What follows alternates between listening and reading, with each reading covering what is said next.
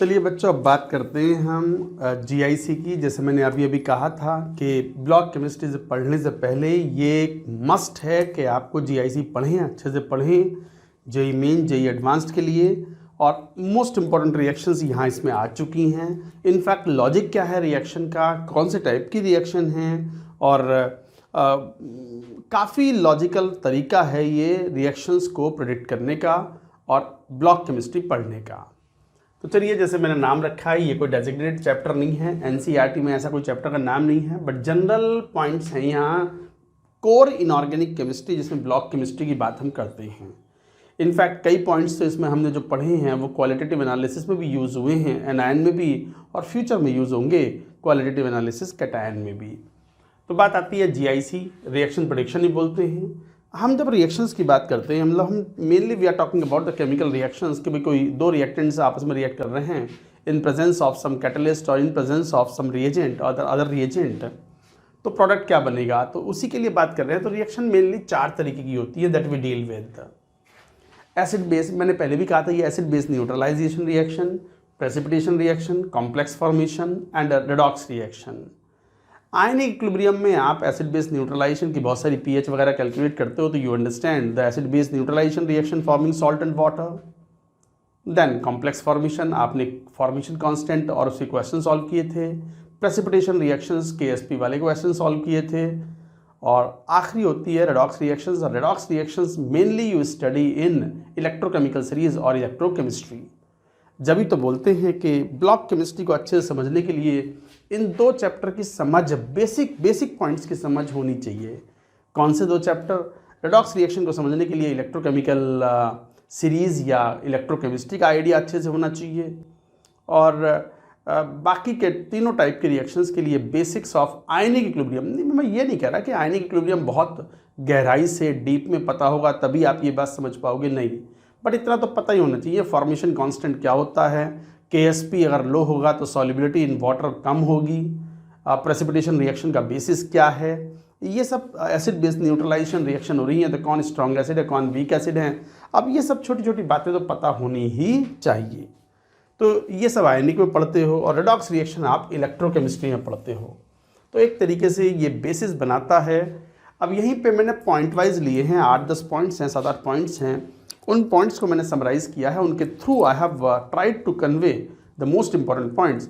कोई बच्चा ऐसा हो वैसे तो बच्चों को सब कुछ पढ़ना चाहिए जो सिखा रहे हैं, पढ़ा रहे हैं, बट कोई बच्चा ऐसा हो जो नींद से देर से जागा हो और उसको लगे कि मेरे पास टाइम बहुत कम है और मैं ब्लॉक केमिस्ट्री में कैसे भी करके, अगर मान लो 5 सवाल आ रहे हैं या 4 सवाल आ रहे हैं जेई में, जेई एडवांस्ड में, और मैं 4 में से 2 भी कर जाऊं तो बस मैं ईश्वर मेरा धन्यवाद, मतलब ईश्वर का धन्यवाद करूं मैं, मतलब कृपा हो जाए मेरे पे।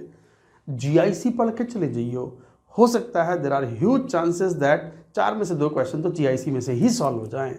Such kind of important points have been taken in this chapter GIC। चलो भाई पॉइंट वाइज बात करेंगे। पहला सम कॉमन ऑक्सीडाइजिंग एजेंट्स की बात करें।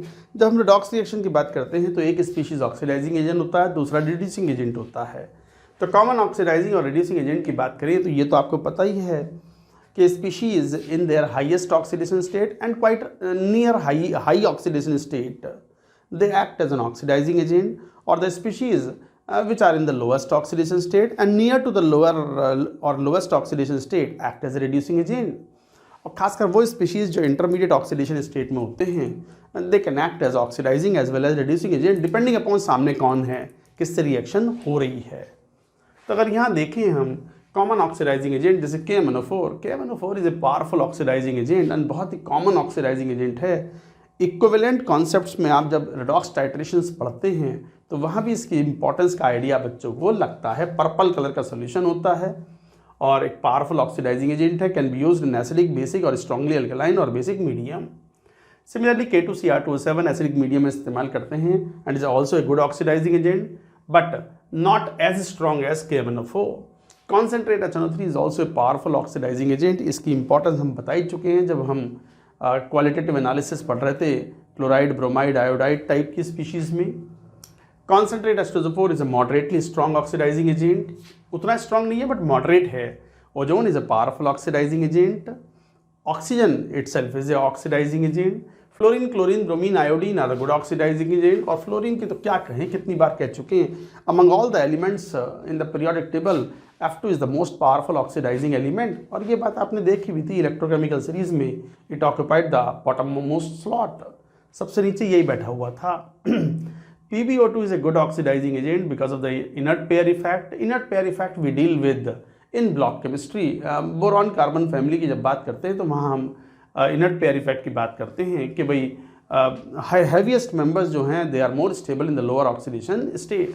लेड की दो कॉमन ऑक्सीडेशन स्टेट होती है +2 and +4, but lead is more stable in +2, जबकि टिन, उससे ऊपर टिन बैठा हुआ है ना, लेड से ऊपर, tin is more stable in the +4 oxidation state. यही कारण है कि PbO2 में लेड +4 में है, थोड़ा अनस्टेबल है। अनस्टेबल कंपाउंड भी तो ज़्यादा रिएक्टिव होगा, अच्छा ऑक्सीडाइजिंग या रिड्यूसिंग एजेंट बनेगा।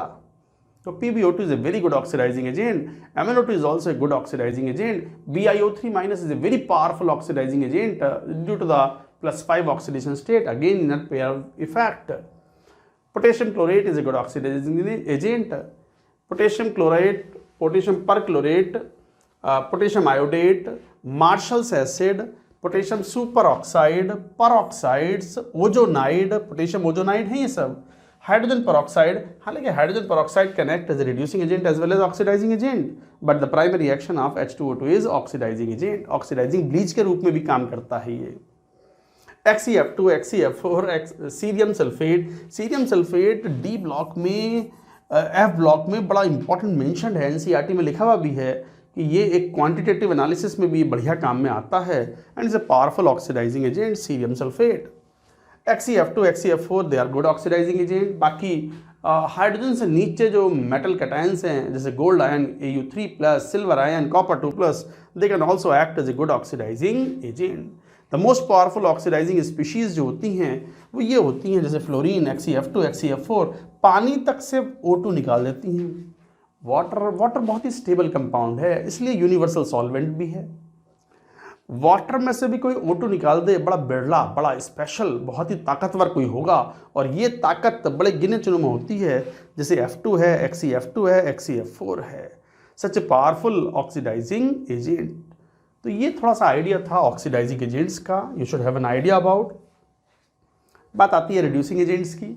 रिड्यूसिंग एजेंट्स में metals are all good reducing agents. Metals के अंदर फ्री इलेक्ट्रॉन्स तो होते ही हैं, sodium, potassium, rubidium, even zinc, aluminium, सब अच्छे रिड्यूसिंग एजेंट्स हैं। मेटल्स के अंदर फ्री इलेक्ट्रॉन्स होते हैं, those free electrons can be utilised for reduction और रिड्यूसिंग एक्शन। तो metals are all good reducing agent. जब भी तो सोडियम आसानी से Na+ में कन्वर्ट हो जाता है, एल्यूमिनियम आसानी से Al3+ में कन्वर्ट हो जाता है।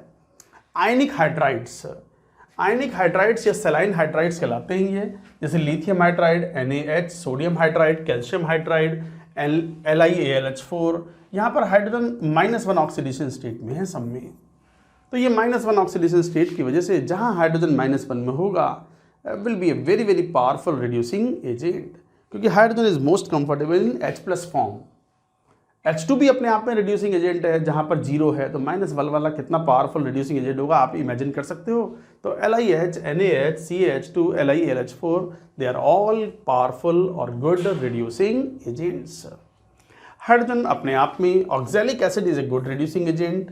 ऑक्सैलिक एसिड एक अच्छा रिड्यूसिंग एजेंट है। इनफैक्ट अभी पढ़ा भी था हमने जब क्वालिटेटिव एनालिसिस पढ़ रहे थे ऑक्सैलेट आयन, कि oxalic acid is commonly used for standardising the KMnO4 solution, क्योंकि KMnO4 is a secondary titrant जबकि oxalic acid is a primary titrant.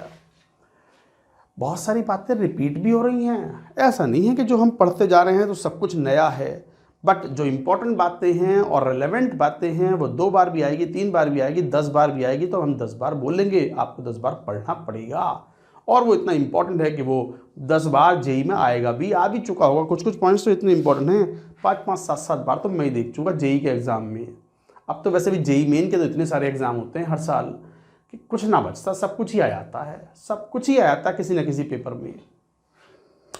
Further जैसे hydrogen is a good reducing agent. HI या potassium iodide is a good reducing agent, lower oxidation state में है। H2S, phosphine, carbon monoxide, metallurgy में आपने देखा ही है carbon monoxide की जो इंपॉर्टेंस है वो क्या है in the metallurgy of zinc, in the metallurgy of iron and so on. Tin chloride SnCl2, it is a good reducing agent because tin is more stable in the +4 oxidation state, but here it is in +2. अगर कोई अच्छा oxidising agent है, इसका मतलब वो unstable compound है. Diborane is a good oxidizing agent. NaBH4 is a good diborane is a reducing agent. NaBH4 is a reducing agent. तो ये सब reducing agent के रूप में वर्क करते हैं. Ferrous ion is a reducing agent. SO2 is a reducing agent. H2O2 oxidizing reducing दोनों की तरह बिहेव करता है. हालांकि प्राइमरी एक्शन ऑक्सीडाइजिंग था, but can act as a reducing agent. Hypo solution is also a reducing agent. Hypo is an important compound. H3PO2, H3PO4, all H3PO2, H3PO3, they are good reducing agent because of the presence of the reducing hydrogen. अच्छा, जैसे ये है ना, ये तो हमने qualitative analysis में पढ़ा भी था. थायोसल्फेट आयन जो है ये एक रिड्यूसिंग एजेंट की तरह बिहेव करता है. अगर कोई पावरफुल ऑक्सीडाइजिंग एजेंट सामने पड़ गया, जैसे परमैंगनेट, मैंगनेट या डाइक्रोमेट आयन Cl2Br2 या H2O2, पहुंचा देगा सीधा +6 में सल्फेट आयन में. बट कोई माइल्ड ऑक्सीडाइजिंग एजेंट है, मॉडरेट ऑक्सीडाइजिंग एजेंट है, जैसे फेरिक आयन या आयोडीन, तो ये केवल टेट्राथायोनेट आयन में ही कन्वर्ट कर पाते हैं +2 से +2.5 में, 2.5 में, और ये +2 से सीधा +6 में पहुंचाएगा. तो it is fairly understood that the importance of the most powerful oxidising agent, highly powerful. तो ये थे some common examples of some reducing agents. Thereafter, moving to the next leg, जैसे एक दो पॉइंट्स बड़े यूजफुल होते हैं. एक जैसा मोहर सॉल्ट आता है. मोहर सॉल्ट का फॉर्मूला होता है FeSO4.ammonium sulfate.6H2O. मोहर सॉल्ट भी एक प्राइमरी टाइट्रेंट है और KMnO4 के स्टैंडर्डाइजेशन में काम आता है. तो जब KMnO4 का एसिडिक मीडियम में रिएक्शन कराते हैं तो Mn को रिड्यूस कर देता है +2 में, और फेरस +2 से चला जाता है +3 में. अमोनियम आयन का कुछ नहीं बिगड़ता, भले ही नाइट्रोजन यहाँ अपने लोएस्ट ऑक्सीडेशन स्टेट में है -3, but ammonium ion is not oxidised. Solution phase में ammonium ion is very difficult to oxidise, इसलिए बड़ा ढीठ किस्म का कैटायन है, तो not easily oxidised even by KMnO4. KMnO4 भी इसको ऑक्सीडाइज कर नहीं पाता. सॉल्यूशन फेज में it is very difficult to oxidise. तो अमोनियम एक्वस जो है सॉल्यूशन फेज में it is not easily oxidised by even the very powerful oxidising agent. तो बड़ा ढीठ किस्म का कैटायन होता है ये अमोनियम आयन. इसलिए याद रखें, जब आप इक्विवेलेंट कॉन्सेप्ट पढ़ेंगे या मान लो कोई टाइट्रेशन कर रहे हैं, रेडॉक्स टाइट्रेशन, KMnO4 का स्टैंडर्डाइजेशन जब मोहर सॉल्ट से कर रहे हैं, तो keep in mind the valency factor of Mohr salt should be taken as 1. Valency factor 1 लेना है. Ferrous is converted to ferric ion, only change in oxidation state 1 का है. Ammonium ion is not oxidised. आ गई बात समझ में? इस तरीके से ये बात कहते हैं. तो ये पहला पॉइंट था कि रेडॉक्स रिएक्शन के लिए हमें समझना होगा कि who are the famous and well known oxidising agent and who are the famous और वेल नोन रिड्यूसिंग एजेंट्स. तो ये पहला पॉइंट हुआ. इससे अब आपको बहुत सारे कंपाउंड्स का आइडिया लग गया कि वो किस तरीके से बिहेव करेंगे एज एन ऑक्सीडाइजिंग और रिड्यूसिंग एजेंट्स. सेकंड पॉइंट आता है डिस्प्रपोर्शनेशन रिएक्शन. कुछ कंपाउंड ऐसे होते हैं जो बेसिक मीडियम में रूम कंडीशन पे या थोड़ा हीट करने पर दे अंडरगो डिस्प्रपोर्शनेशन, और इनका बहुत ज़्यादा यूज़ आता है पी ब्लॉक में, खासकर नाइट्रोजन एंड ऑक्सीजन फैमिली में. नाइट्रोजन एंड ऑक्सीजन फैमिली में ये आसानी से डिस्प्रपोर्शनेट होते हैं. उनमें एक है halogen, chlorine, bromine, iodine. Fluorine नहीं, फ्लोरीन नेवर अंडरगोज डिस्प्रपोर्शनेशन, क्योंकि फ्लोरीन मोस्ट इलेक्ट्रोनेगेटिव एलिमेंट है, 0 ऑक्सीडेशन स्टेट में है, F2 माइनस में तो चला जाएगा वो F माइनस में, बट पॉजिटिव ऑक्सीडेशन स्टेट में नहीं जा सकता, इसलिए F2 का डिस्प्रपोर्शनेशन नहीं होता. तो chlorine, bromine, iodine dilute NaOH के साथ कन्वर्ट होते हैं halide ion and exo hypohalite ion. इसे बोलते हैं हाइपोहैलाइट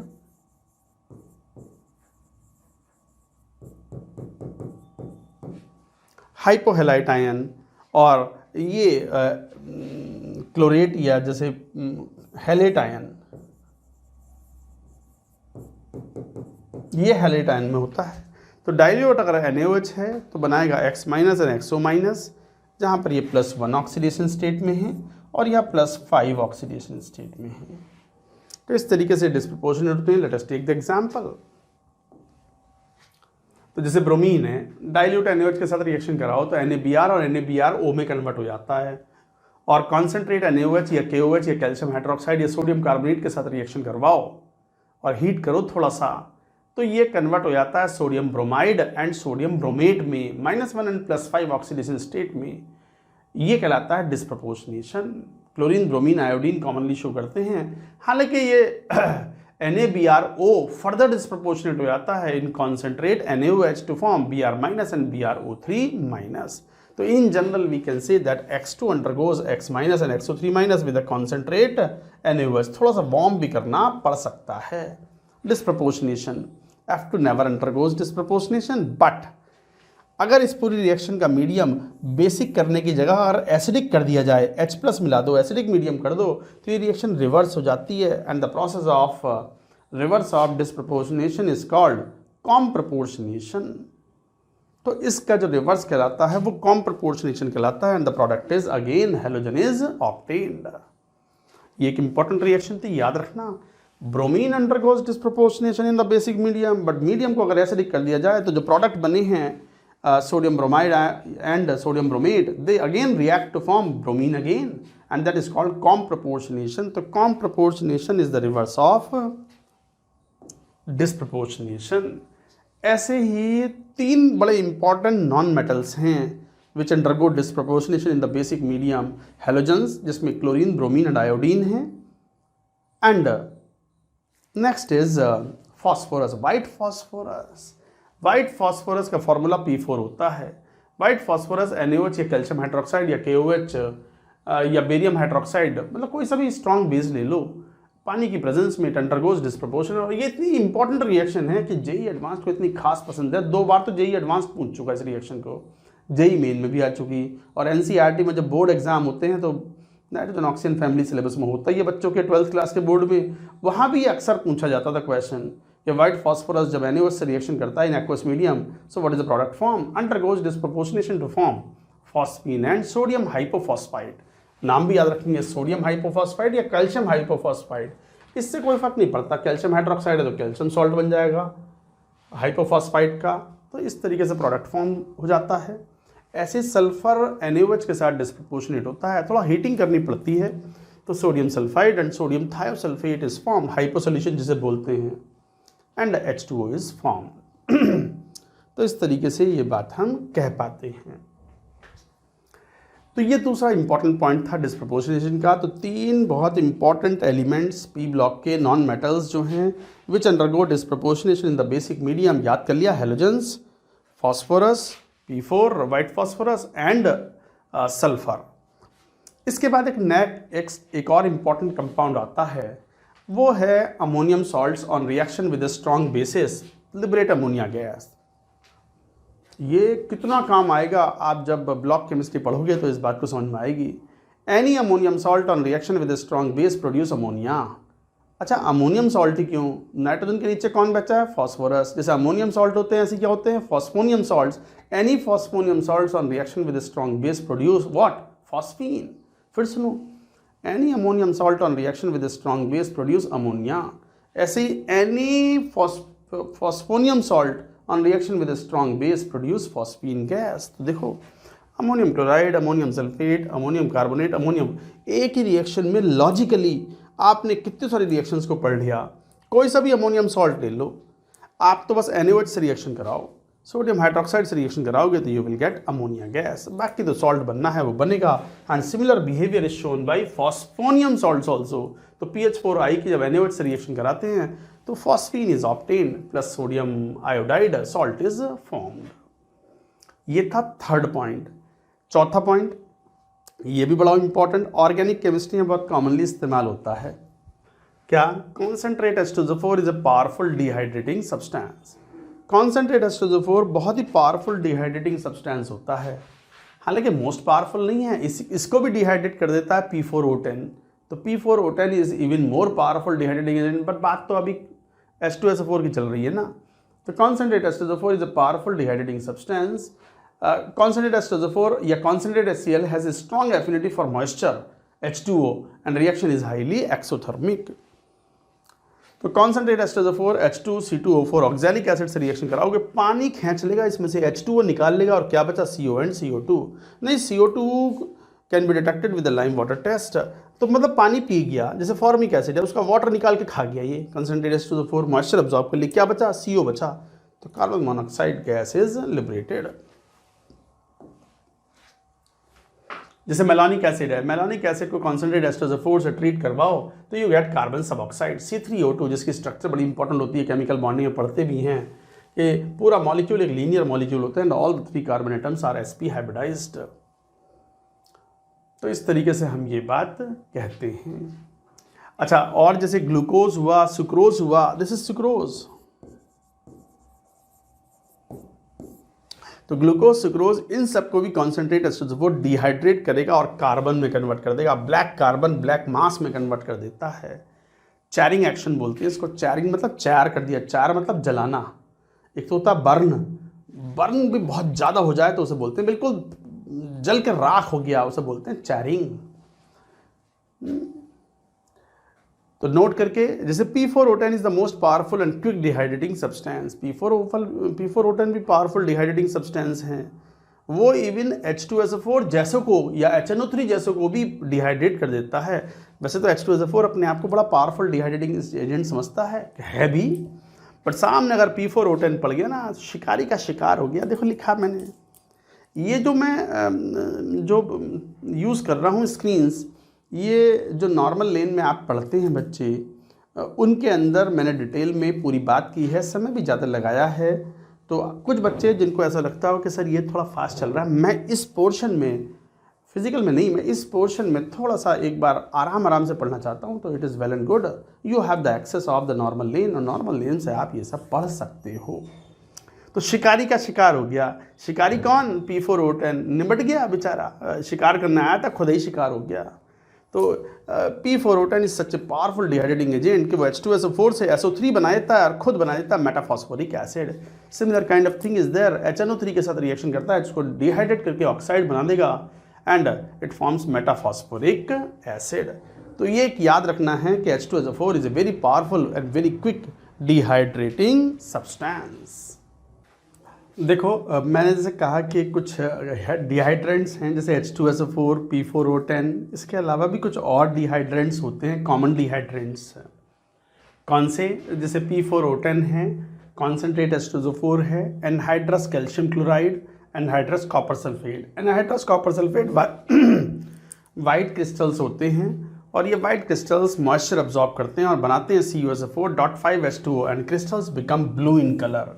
बच्चे 9th-10th क्लास में भी अगर NCERT पढ़ते हैं तो वहाँ भी ये मेंशन किया हुआ होता है कि white crystals of copper sulphate absorb moisture and become CuSO4.5H2O blue crystals. अच्छा, कई बार ये भी बड़ा इंपॉर्टेंट होता है कि कौन सी गैस को कौन सा सॉल्वेंट एब्जॉर्ब करता है। जैसे CO2 को एब्जॉर्ब करता है aqueous KOH solution, CO2 and SO2 sulphur dioxide. Carbon monoxide को एब्जॉर्ब कर लेता है ammoniacal Q+ chloride. Water vapours को ऑब्जॉर्व करने के लिए हम कंसंट्रेट H2SO4 या P4O10 या एनहाइड्रस कैल्शियम क्लोराइड या कॉपर सल्फेट के क्रिस्टल्स यूज़ करते हैं। कह ही रहे हैं कि डिहाइड्रेंट है, मॉइस्चर यूज़ एब्जॉर्ब करेंगे। ओजोन को एब्जॉर्ब कराने के लिए हम टर्पेंटाइन ऑयल यूज़ करते हैं। ऑक्सीजन को एब्जॉर्ब कराने के लिए एल्कलाइन पायरोगेलोल यूज़ करते हैं। HCl और अमोनिया जैसी गैसेस को एब्जॉर्ब कराने के लिए, हाईली पोलर गैसेस को एब्जॉर्ब कराने के लिए वाटर यूज़ करते हैं। वाटर के अंदर ये फ्रीली सॉल्युबल हैं, ammonia and HCl highly soluble. ये बात हम हेनरीज लॉ में भी पढ़ते हैं जब हम solubility of gas in liquid की बात करते हैं। तो एक्चुअली ये टेबल बड़ी इंपॉर्टेंट है and this table is quite useful in solving questions of even mole concept also. तो ये जनरल बातें हैं, you should remember, multiple usages इनके होते हैं। अगर नोट भी कर रहे हैं तो नोट करें, बाकी आपके पास ये अगर ध्यान से पढ़ते हैं, सुनते हैं तो ये नोट्स भी आपको सर्व करेंगे।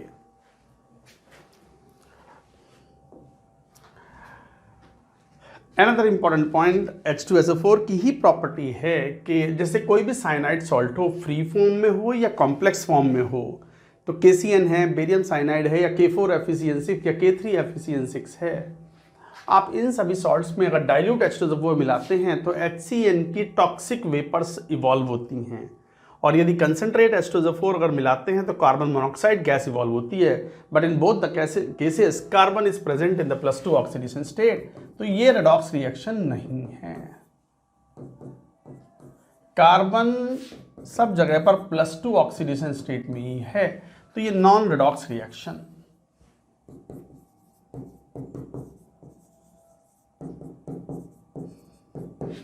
So this reaction is a non-redox reaction। तो ये भी एक अनदर इंपॉर्टेंट पॉइंट था कि साइनाइड सॉल्ट्स चाहे फ्री फॉर्म में हो या कॉम्प्लेक्स फॉर्म में हो, डाइल्यूट H2SO4 से रिएक्शन कराने के बाद it gives HCN vapours and toxic concentrate के साथ it gives carbon monoxide. Thereafter the next point, पांचवा छठा नंबर जो भी है, जैसे नाइट्राइट्स के लिए बड़ा यूजफुल पॉइंट है। Metal nitrites on hydrolysis produce ammonia gas.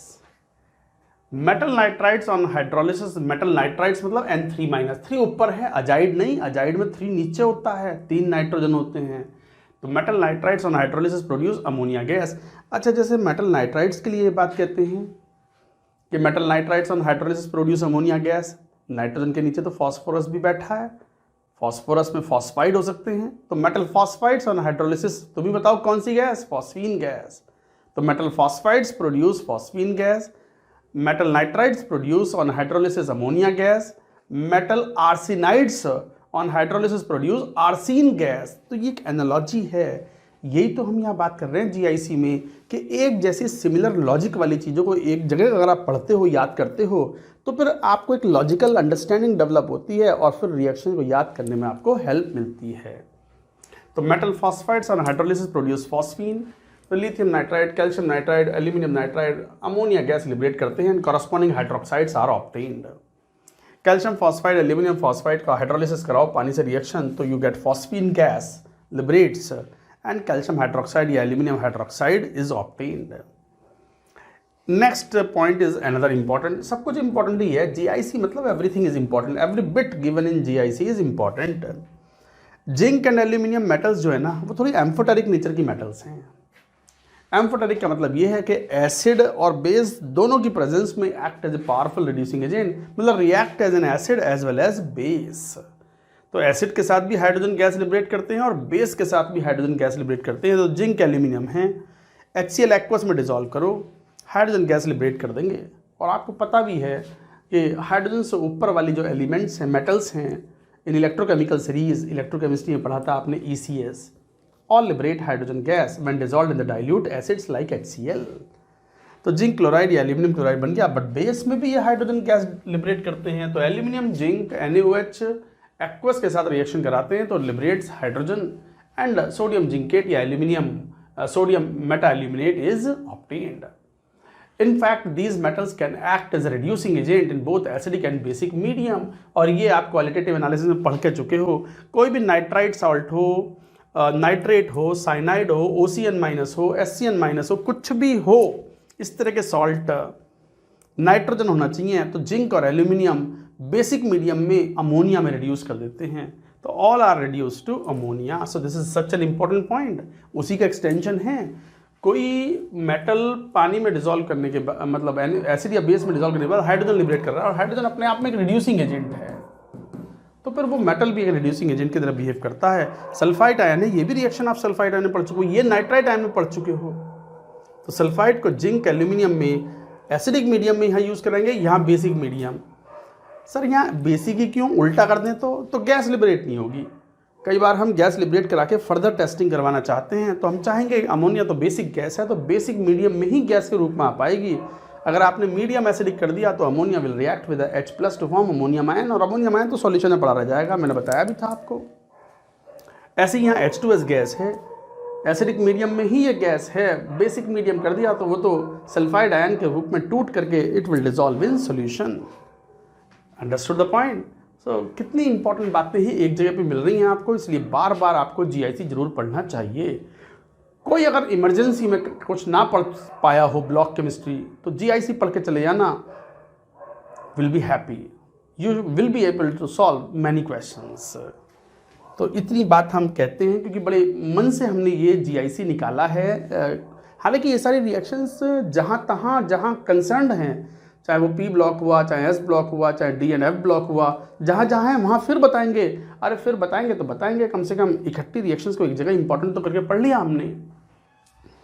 तो ये कुछ इंपॉर्टेंट पॉइंट्स थे। अब आते हैं हीटिंग इफेक्ट। हालांकि अभी क्वालिटेटिव एनालिसिस जैसे फिनिश किया हमने, तो क्वालिटेटिव एनालिसिस के एंड में भी, एनायंस में भी हमने, जैसे नाइट्राइट हमारे सिलेबस में थे, कार्बोनेट हमारे सिलेबस में था, हैलाइड्स हमारे सिलेबस में थे, उनके हीटिंग इफेक्ट्स हमने कुछ कुछ देखे थे, कंप्लीट नहीं। यहाँ कंप्लीट लिस्ट है, मतलब यहाँ डिटेल में बात करने वाले हैं कि हीटिंग इफेक्ट कौन से कंपाउंड्स के क्या होंगे।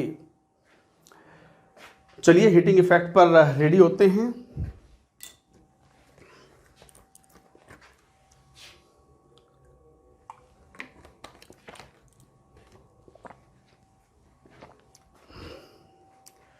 देखो हीटिंग इफेक्ट्स में कार्बोनेट्स, बाइकार्बोनेट्स, ये हम पहले भी कह चुके हैं कई बार। एल्कली मेटल के मेटल कार्बोनेट्स जो होते हैं वो थर्मली स्टेबल होते हैं, हीट करने पर डिकम्पोज नहीं होते, कोई CO2 गैस नहीं होती एक्सेप्ट लिथियम कार्बोनेट, क्योंकि lithium shows diagonal relationship with magnesium. तो जो बिहेवियर मैग्नीशियम के सॉल्ट का लगभग वैसा ही बिहेवियर लिथियम के सॉल्ट्स का होता है, because of the high polarising power of lithium plus. तो लिथियम कार्बोनेट हीट करने पर डिकम्पोज होकर CO2 दे देगा।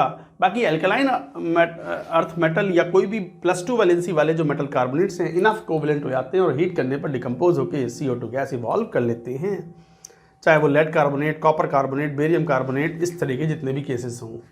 Salts of silver and mercury decompose to give metal on heating.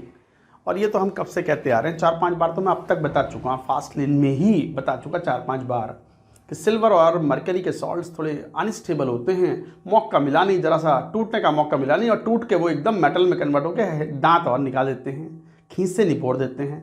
खींच से निपोड़ना मतलब दांत दिखा देना, खुश हो जाना, मतलब हैप्पी हो जाते हैं कि now we are free metals. तो सिल्वर कार्बोनेट सॉलिड फॉर्म में अगर हीट करते हो तो you get silver metal, and mercuric carbonate को हीट करते हैं तो liquid metal is obtain, and 2 gases are evolved out. कई बार क्वेश्चन ये होते हैं कि which are the following compounds on heating gives 2 और मोर नंबर ऑफ गैसेज। तो आपको पहचानना होगा कि what are the products you are obtaining after heating a particular solid compound. इस तरीके से हीटिंग इफेक्ट है। हीटिंग इफेक्ट तो बहुत वैरायटी है, हमें सल्फेट भी पढ़ना है, हमें ऑक्जिलेट भी पढ़ना है, हमें कार्बोनेट भी पढ़ना है, सल्फाइड भी पढ़ना है। तो इस तरीके से heating effect so many variety will be there. अच्छा, bicarbonates on heating give metal carbonate and CO2 gas. जो बाइकार्बोनेट्स होते हैं ये मेटल कार्बोनेट और CO2 गैस देते हैं।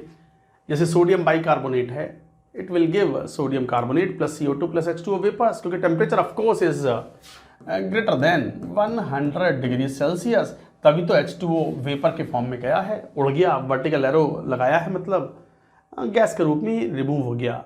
ऐसे सोडियम बाइकार्बोनेट, अच्छा सोडियम बाइकार्बोनेट सॉलिड हीट कर रहे हैं तो H2O गैस के फॉर्म में, और मान लो एक्वस सॉल्यूशन हीट कर रहे हैं सोडियम बाइकार्बोनेट का, तो you will get only 1 gas CO2, क्योंकि H2O liquid will be obtained. Calcium bicarbonate, magnesium bicarbonate तो एग्जिस्ट ही सॉल्यूशन फेज में करता है। बाइकार्बोनेट सॉलिड में एग्जिस्ट करने वाले बड़े लिमिटेड होते हैं। Sodium, potassium, rubidium, caesium and ammonium bicarbonate only exist in solid state. बाकी सॉलिड स्टेट में एग्जिस्ट नहीं करते, they exist in solution phase. तो कैल्शियम बाइकार्बोनेट, मैग्नीशियम बाइकार्बोनेट को हीट करते हैं तो यू गेट करस्पॉन्डिंग कार्बोनेट, पर मैग्नीशियम बाइकार्बोनेट को हीट करने पर यू गेट मैग्नीशियम हाइड्रोक्साइड। ये NCERT में मेंशन है और इम्पॉर्टेंट है। NCERT has clearly mentioned it कि मैग्नीशियम बाइकार्बोनेट हीट करने पर मैग्नीशियम हाइड्रोक्साइड देता है। इसके बाद बात आती है हीटिंग ऑफ टी पे टी लगा दो, heating of nitrates. Carbonate bicarbonate पढ़ लिए, बात करेंगे नाइट्रेट्स की। नाइट्रेट्स में थोड़ा सा पढ़ा था हमने क्वालिटेटिव एनायंस के बाद में हीटिंग इफेक्ट्स में। MnO3, M अगर पोटेशियम, रुबिडियम, सीजियम हो तो हीट करने पर केवल ये मेटल नाइट्राइड देते हैं और O2 गैस देते हैं। एक ही गैस मिलती है और मेटल नाइट्राइड सॉलिड होता है, फर्दर डिकम्पोज नहीं होता, थर्मली स्टेबल है। बट जैसे पोटेशियम नाइट्रेट को हीट करा, पोटेशियम नाइट्राइड, बट सोडियम का बिहेवियर एक्सेप्शनल होता है। वो डिपेंडिंग अपॉन 500 डिग्री सेल्सियस और 800 degree Celsius give the different products. Different products मतलब LiNO3 हीट करने पर Li2O plus NO2 plus O2 देगा, और सोडियम नाइट्रेट हीट करने पर 500 डिग्री सेल्सियस पर नाइट्राइड प्लस O2 देगा, और 800 डिग्री सेल्सियस के बियॉन्ड अगर टेम्परेचर कर दिया 800 या 800 से ज़्यादा तो सोडियम ऑक्साइड प्लस 2 गैसेस मिलती हैं N2 O2। तो कभी कभी ये सब भी पॉइंट्स बड़े यूजफुल होते हैं कि विच कैन गिव 2 और मोर गैसेज ऑन हीटिंग। अच्छा, एल्केलाइन अर्थ मेटल्स या वैलेंसी 2 वाले नाइट्रेट्स अच्छा खासा कोवेलेंट कैरेक्टर हो जाता है, थर्मली थोड़े कम स्टेबल होते हैं, हीट करने पर डिकम्पोज हो जाते हैं एंड गिव और लिबरेट गैसेज। तो कौन सी 2 gases, NO2 gas and O2 gas are liberated out, जैसे कॉपर नाइट्रेट। अच्छा, again silver nitrate and mercury nitrate, metal ही दे देंगे, दे दी मेटल आसानी से हीट करने के बाद and 2 gases evolve out NO2 and O2। तो सिल्वर और मरकरी के सॉल्ट्स थर्मली लेस स्टेबल होते हैं, हीट करने के बाद आसानी से डिकम्पोज होकर के they give metal. Now coming to sulphates, nitrates हो गए, कार्बोनेट बाइकार्बोनेट्स हो गए, आप सल्फेट पर आएंगे। Sulphate are thermally stable relatively, sulphates अच्छे खासे स्टेबल होते हैं, थोड़ा ज़्यादा हीट करना पड़ता है डिकम्पोज करने के लिए, और एल्कली मेटल के सल्फेट तो हीट करने पर डिकम्पोज भी नहीं होते, थर्मली स्टेबल हैं, जैसे कार्बोनेट स्टेबल थे, sodium potassium rubidium caesium sulphate thermally stable होते हैं, हीट करने पर डिकम्पोज नहीं होंगे। लिथियम सल्फेट हीट करने पर डिकम्पोज हो जाता है, ये रहा, क्योंकि lithium shows exceptional behaviour due to the diagonal relationship और high polarising power of lithium plus. Ferrous sulphate को हीट करते, ये बड़ा इंपॉर्टेंट है, ये जेई में आया हुआ है। फेरस सल्फेट को हीट करते हैं तो you gate Fe2O3 plus 2 gases मिलती हैं SO2 एंड SO3, और फेरिक सल्फेट को हीट करने पर बस एक ही गैस मिलती है SO3। इस तरीके से, हालांकि ये SO3 को अगर टेम्परेचर हम 800 डिग्री सेल्सियस के बियॉन्ड ले जाएं तो ये फर्दर डिकम्पोज हो जाता है SO2 एंड O2 गैस में। सिमिलरली एल्यूमिनियम सल्फेट को डिकम्पोज करो तो एल्यूमिनियम ऑक्साइड, सिल्वर सल्फेट को और मरकरी सल्फेट को, फिर वापस से वही आ गया, सिल्वर और मरकरी के कार्बोनेट्स हों, सल्फेट्स हों, नाइट्रेट्स हों, मेटल ही दे देते हैं हीट करने पर और गैस मिल जाती है SO3 plus O2 gas. Copper sulphate को हीट करो तो you gate copper oxide plus SO3, हालांकि टेम्परेचर 800 डिग्री सेल्सियस से ज़्यादा रख दो तो SO3 will further decompose to SO2 and O2। अगर आप ध्यान से देखोगे तो चीज़ों में एनालॉजी है, सिल्वर मरकरी के सॉल्ट्स, चाहे वो कार्बोनेट हो, नाइट्रेट हो, सल्फेट हो, most of the salts are behaving in the similar manner. Note भी करते जाएं, ये तो बड़े हीटिंग इफेक्ट हमेशा से इंपॉर्टेंट रहे हैं। Almost every alternate year they ask questions from the heating effect, तो ये हमेशा से इंपॉर्टेंट रहा है, थोड़ा ध्यान से पढ़ते जाएंगे।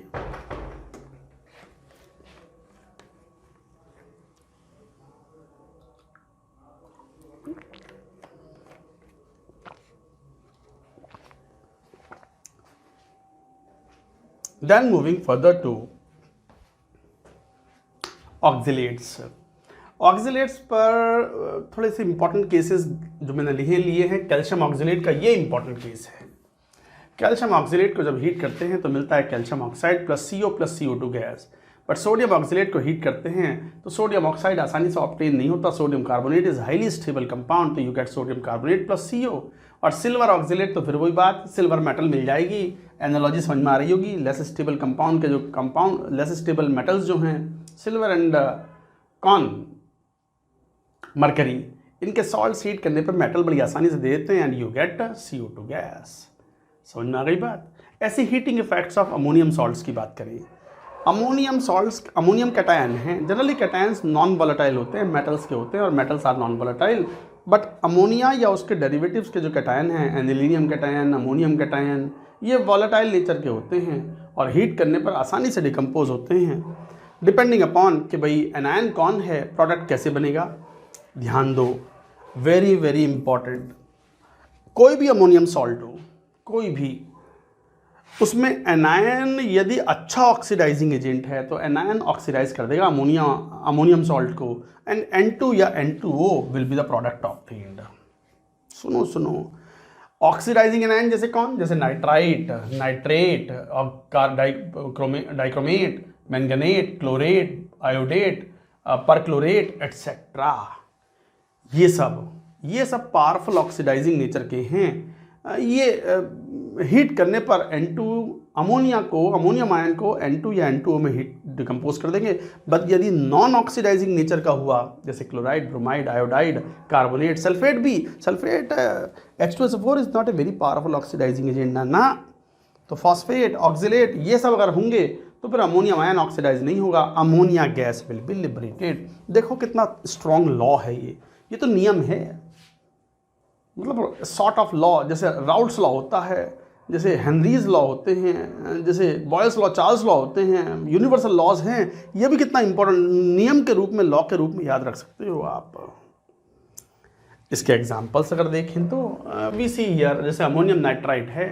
अमोनियम नाइट्राइट्स में जनरली जो प्रोडक्ट बनता है उसका ऑक्सीडेशन नंबर नाइट्रोजन के एवरेज ऑक्सीडेशन नंबर के बराबर होता है। जैसे यहाँ पर एवरेज ऑक्सीडेशन नंबर अगर ध्यान से देखो तो -3 और +3 तो 0 है, तो 0 वाला प्रोडक्ट बन गया N2। याद करने का बढ़िया तरीका। यहाँ अमोनियम नाइट्रेट है, अगर ध्यान से देखो -3 और ये +5 है, तो एवरेज कितना हो गया +1 ऑक्सीडेशन स्टेट। तो +1 ऑक्सीडेशन स्टेट का N2O is the product obtained. हालांकि N2O ही बनाना है आपको, तो क्वेश्चन कहे कि नहीं temperature is more than 300 degree Celsius पर हीट किया है हमने अमोनियम नाइट्रेट को, then N2O will not be obtained, it will further decompose to give N2 and O2। ऐसे ही अमोनियम डाइक्रोमेट को हीट करो। ये पेज कितना इंपॉर्टेंट है, मतलब जेई में, ये जेई में आ चुका है IIT में। अब मुझसे ईयर मत पूछा करो। कई बच्चे कहते हैं सर हमें आप याद करवाने के लिए ज़बरदस्ती का IIT लिख देते हो, उस पर ज़बरदस्ती का जेई लिख देते हो ना। ऐसा नहीं है, कभी कभी कर देता हूँ, वो बात अलग है, बट हमेशा नहीं। मुझे याद रहता है, आया हुआ है। अब ईयर मत पूछना कौन सा आया हुआ है। तो अमोनियम डाइक्रोमेट है। अब dichromate is a good oxidising agent, तो ammonium ion will be oxidise to N2 gas, तो N2 विल बी ऑब्टेन्ड। आ गई बात समझ में। तो इस तरीके से हम ये कहते हैं, फायर वर्क्स में यूज होता है। ये ऑरेंज कलर का कंपाउंड है, this is orange solid, fire works में यूज करते हैं। और अगर Cr2O3 जो है वो ग्रीन होता है, ग्रीन स्पार्कल्स निकलते हैं इसमें। जैसे अमोनियम परक्लोरेट है, इसका हीटिंग इफेक्ट N2 बनेगा, Cl2 बनेगा, O2 बनेगा, H2 बनेगा, सब कुछ गैस है, कुछ ना बचा, सॉलिड पूरा उड़ गया। 4 गैसेज अलग अलग मिल गई, N2, Cl2, O2 और H2O भी वेपर से। Of course temperature is more then 100 degree Celsius. ऐसी अमोनियम आयोडेट को हीट करा, N2 + I2 + O2 + H2O is evolve out. Ammonium chloride bromide को हीट करो, अमोनिया + HX की वेपर्स इवॉल्व हो जाती हैं। अमोनियम सल्फेट में अमोनिया लिबरेट हो गया एंड H2SO4। अमोनियम कार्बोनेट में अमोनिया लिबरेट हो गया, CO2 गैस लिबरेट हो गया। H2CO3 इज रिलेटिवली अनस्टेबल और वो हीट करने पर CO2 गैस में आसानी से कन्वर्ट हो जाता है। इनफैक्ट H2CO3 एक्वस फेज में ही स्टेबल होता है। फ्री फॉर्म में H2CO3 आइसोलेट नहीं हो पाता, CO2 के फॉर्म में वो रहता है। तो ये हीटिंग इफेक्ट चल रहे हैं, देखो कितनी देर से हीटिंग इफेक्ट चल रहे हैं। We are talking about the heating effect in detail, quite in detail. Then comes और जैसे हाइड्रोजीनियम आयन, हाइड्रोजन का डेरिवेटिव है। हाइड्रोजन कौन है, N2H4। डाई एसिडिक बेस है, वो एक H+ गेन करने के बाद में N2H5+ बनाता है हाइड्रोजीनियम आयन।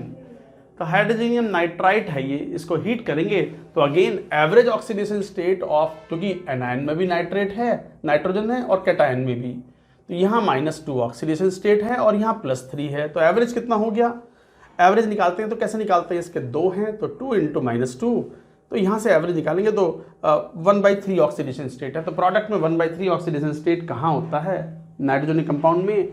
हाइड्रोजन अजाइड में N3H ये -1/3 ऑक्सीडेशन स्टेट का है। तो हीट करने पर, अब ये बड़ी इंपॉर्टेंट रिएक्शन है, याद नहीं होगी, लॉजिक याद नहीं होगा तो फिर तो याद करना बड़ा मुश्किल काम होगा। अब आपने सीख लिया कि किसी अमोनियम सॉल्ट्स में अगर एनायन भी नाइट्रोजन कंटेनिंग है तो product is obtained depending upon the average oxidation state, तो यू गेट N3H। तो हाइड्रोजन अजाइड इज फॉर्म्ड, जिसको फर्दर हीट करने पर ये डिकम्पोज हो जाता है N2 एंड H2। एक्चुअली जो अजाइड्स होते हैं ना, ये एक्सप्लोजिव्स होते हैं। Metal azides are used as explosive, zinc azide, barium azide, sodium azide explosives हैं। तो metal azides are used as explosive, आसानी से डिकम्पोज होने के बाद they give metal and N2 gas. और यही कारण है कि NaN3 is commonly used as air bags of cars. Car में आजकल एयर बैग्स कंपलसरी हो गए हैं फ्रंट में, तो कई बार एयर बैग्स लाइफ बचाते हैं, ज़िंदगी बचाते भी हैं। आप ड्राइव कर रहे हो, स्पीड पे हो 70-80-100 स्पीड पे, आजकल तो 120 की स्पीड भी अलाउड है on some of the highways, eastern periphery and western periphery highways around Delhi जो है, उस पर 120 km/h की स्पीड ऑफिशियली अलाउड है, बट ये काफ़ी हाई स्पीड होती है। इस स्पीड पर अगर आप चलाते हो और अचानक से कुछ सामने जानवर आ जाते हैं, कई बार नीलगाय आ जाती हैं या कोई और डॉग वगैरह, या और कोई मान लो अगर हेड ऑन कोलिजन होता है तो वो तो जानलेवा होता है। तो air bags play a vital role in saving life. Air bag होता है तो क्या within fraction of time air bags जो हैं वो एक्टिवेट हो जाते हैं और वो इन्फ्लेट हो जाता है पूरा एयर बैग, और आपका जो थ्रस्ट है, जो फॉरवर्ड का जो मूवमेंट है, that is neutralised by the reverse movement by the air bag. तो इस तरीके से वो air bag life saving tool के रूप में वर्क करता है in case of the untoward accidental time. तो ये बड़ा इंपॉर्टेंट था। तो सोडियम अजाइड है, हीट करने पर सोडियम N2 गैस देता है and very pure N2 gas is obtained. Azides को हीट करने के बाद बहुत ही प्योर N2 गैस मिलती है। ये भी IIT ने पूछा हुआ है, IIT का क्वेश्चन नहीं है, बट IIT ने शायद बेरियम अजाइड के लिए पूछा था। तो कोई सा भी हो, कोई मेटल अजाइड्स को हीट करने पर very pure nitrogen gas is obtained. तो इस तरीके से ये सब चीज़ें पूछी जाती हैं। thereafter salts having acidic hydrogen, heating effect ही चल रहे हैं। सॉल्ट्स हैविंग एसिडिक हाइड्रोजन जैसे sodium hydrogen phosphate, di hydrogen phosphate है, ऐसे सॉल्ट को हीट करोगे तो वाटर मॉइस्चर रिमूव करना है। तो मॉइस्चर रिमूव करना है तो किस तरीके से रिमूव करोगे? H2O रिमूव करोगे तो बन जाएगा NaPO3, और NaPO3 जब बनेगा तो NaPO3 एक्चुअली क्या है, वो मोनोमरिक फॉर्म में एग्जिस्ट नहीं करता, पॉलीमरिक फॉर्म में एग्जिस्ट करता है। तो सोडियम मेटाफॉस्फेट इज ऑब्टेन्ड। कैल्गन यही तो होता है, वाटर के सॉफ्टनिंग में काम आता है।